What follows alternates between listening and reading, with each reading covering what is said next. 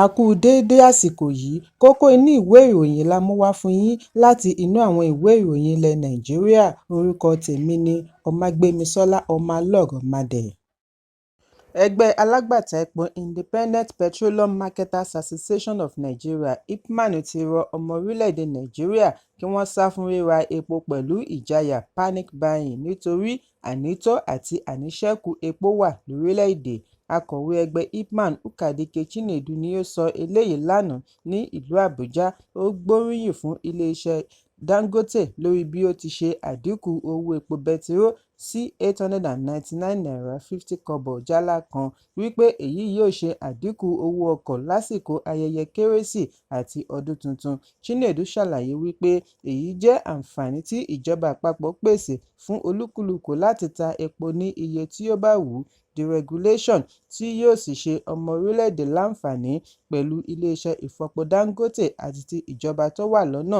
Èyí yóò mú àdínkù bá owó jálá epo pẹ̀lú ìdúnàdúrà ọ̀tọ̀ọ̀tọ̀ (competitive prices). Ó wá rọ gbogbo ọmọ ẹgbẹ́ IPMAN kí wọ́n ṣe àyípadà owó jálá epo wọn kí oníbàárà wọn lè túbọ̀ pọ̀ sí i. Ó ní àwọn ọmọ ẹgbẹ́ wọn kọ̀ọ̀kan ti ṣe àyípadà owó epo wọn tí ó sì kéré sí èyí tí wọ́n kéde kí oníbàárà wọn lè túbọ̀ pọ̀ sí i. Chinedu ní kí ará ìlú ṣe àkíyèsí wípé àdínkù ti bá àwọn ọkọ̀ tó máa ń tò sí iléeṣẹ́ epo NNPCL láti ra epo nítorí owó NNPC àti àwọn iléeṣẹ́ epo yòókù ti fẹ́ẹ̀ dọ́gba. Ẹ̀kúnrẹ́rẹ́ ìròyìn wà nínú ìwé ìròyìn Vanguard tó jáde lónìí. Ààrẹ Bọ́lá Tinubu ti ṣíṣọ lójú ìrìnàjò Kìrìsìtẹ́nì lọ ilẹ̀ mímọ́ Israel àti Jordan fún ti ọdún 2024. Lánàá ni ìṣíde yìí wáyé ní Aláùsá, Ìkẹjà, ìpínlẹ̀ Èkó. Àfihàn yìí wáyé láti ọwọ́ adarí ẹ̀ka agbẹnusọ fún àjọ arìnrìn-àjò lọ ilẹ̀ mímọ́ Celestine Toruka tí wọ́n fi sórí ẹ̀rọ abánidọ́rẹ̀ẹ́. Níbẹ̀ ni wọ́n ti ṣàlàyé wípé Tinubu tí akọ̀wé ìjọba àpapọ̀ George Akume ṣaṣojú rọ àwọn arìnrìn-àjò kí wọ́n rí ìrìnàjò wọn gẹ́gẹ́ bí àǹfààní láti mú ìgbàgbọ́ wọn dúró ṣinṣin nínú Ọlọ́run. Ó fìdí ẹ̀ múlẹ̀ wípé àkọlé ìrìnàjò wọn ọdún yìí ni ìrìnàjò ilẹ̀ mímọ́ fún ìrètí ọ̀tun fún àyípadà pátápátá tí ó lọ pẹ̀lú àfojúsùn ìṣèjọba Tinubu. Wọ́n wá rọ àwọn arìnrìn-àjò kí wọ́n gbàdúrà fún ìlọsíwájú Nàìjíríà, ìpínlẹ̀ Èkó àti ẹbí wọn. Ààrẹ gbà wọ́n ní ìyànjú kí wọ́n má sá kúrò ní ilẹ̀ mímọ́ nítorí Nàìjíríà jẹ́ ilẹ̀ baba wọn, kò sì sí ibi tí ó dára tó ilẹ̀ baba ẹni.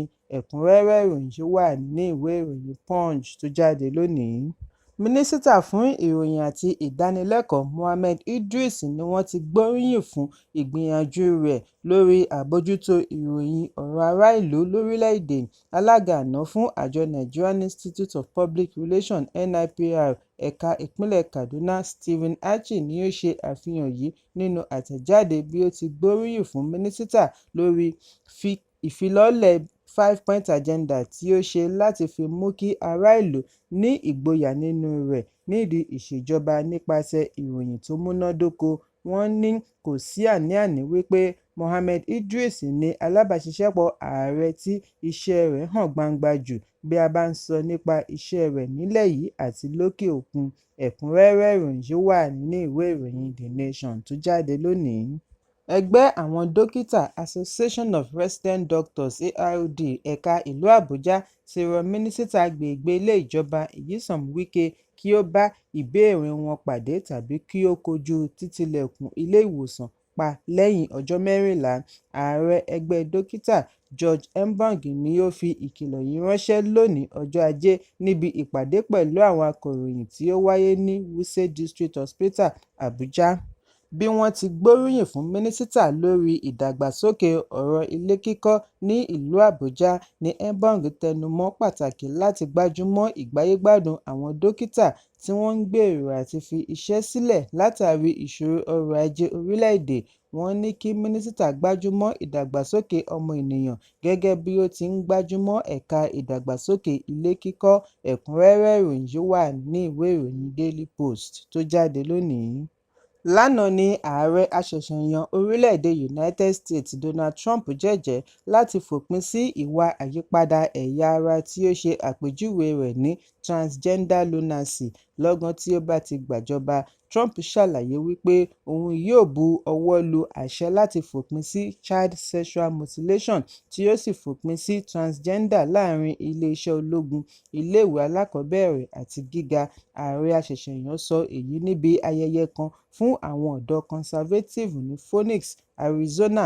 Bákan náà ni ó lérí láti lé ọkùnrin jìnnà réré kúrò níbi eré ìdárayá tí ó bá wà fún obìnrin, kí àwọn sì fi àtẹ̀jíṣẹ́ léde wípé ẹ̀yà méjì ni ó wà lábẹ́ òfin ìjọba US tí í ṣe ẹ̀yà ọkùnrin àti obìnrin. Níbi ọ̀rọ̀ rẹ̀ tí ó wáyé lánàá ni Trump ti ní òun yóò fòpin sí ogun Ukraine, fàákájà Middle East kí ó sì ṣe ìdáwọ́kọ̀ fún ogun àgbáyé ẹlẹ́ẹ̀kẹta, ṣùgbọ́n kò tíì ṣe lálàyé ọ̀nà àti fòpin sí ogun Ukraine tàbí mú àlàáfíà wà ní Middle East. Ẹ̀kúnrẹ́rẹ́ ìròyìn yìí wà ní ìwé ìròyìn Vanguard tó jáde lónìí. Kókó inú ìwé ìròyìn tòní kò ní jù báyìí lọ. Ẹ pàdé mi lọ́la fún àkọ́tún ìròyìn. Kí a tó lọ, ẹ má ṣaláì fi àkíyèsí yín ránṣẹ́ kí ẹ sì bá wa subscribe sójú náà wa lórí YouTube kí kókó inú ìwé ìròyìn lè máa tẹ̀ yín lọ́wọ́ ní kíákíá.